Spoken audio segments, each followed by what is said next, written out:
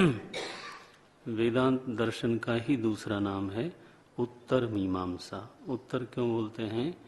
क्योंकि वेद का जो ज्ञान भाग है, कर्म के बाद जिस प्रसंग को मीमांसा के लिए चुना जाता है, उत्तर होने के नाते उसको बोलते हैं उत्तर मीमांसा। और ज्ञान के पहले कर्म की मीमांसा होती है, इसलिए पूर्व मीमांसा। तो ये नहीं कि वेद में तो कर्म के मंत्र पहले हैं और ज्ञान के मंत्र बाद में हैं, ये व्यवस्था वेद में नहीं है। वेद में जैसे आप लोग पढ़ ही रहे हैं, उपनिषद पहले भी आ सकता है, बीच में भी आ सकता है और बाद में भी आ सकता है। इसलिए मंत्र की, वेद ग्रंथ में मंत्र की ऐसी कोई व्यवस्था नहीं है कि ये पहले के 10 अध्याय मंत्र कर्म के हैं और आगे वाले फिर ज्ञान के हैं, सो नहीं।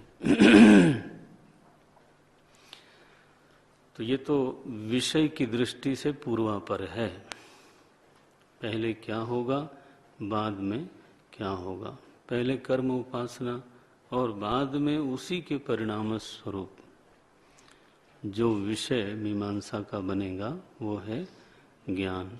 एक और तरीका है इसको समझने का कि जीव को कर्ता मान करके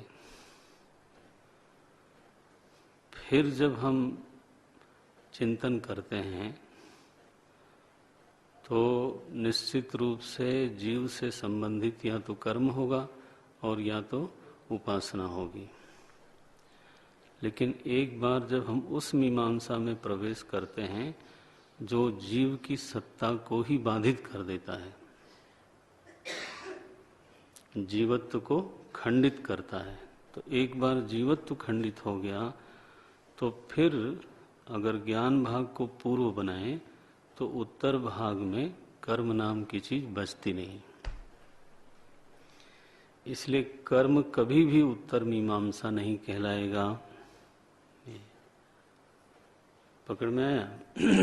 जीवत्व पहले है, ब्रह्मत्व बाद में है, और ब्रह्मत्व के बाद फिर से जीवत्व नहीं है। इसलिए गोस्वामी जी की पंक्ति उद्धृत करना चाहते थे। वो क्या बोलते हैं? कर्म की हो ही स्वरूप ही चिन्हे। स्वरूप की जिसको पहचान हो जाए, क्या उसके जीवन में कर्म नाम की कोई चीज बचती है क्या? देखो कैसी पंक्ति है, कर्म की हो ही स्वरूप ही चिन्हे। स्वरूप की पहचान हो जाने के बाद क्या कर्म होगा? माने नहीं होगा। तो ये पूर्व मीमांसा, इसलिए कर्म मीमांसा को ही पूर्व बोलते हैं और उत्तर मीमांसा वेदांत को, ज्ञान मीमांसा को बोलते हैं।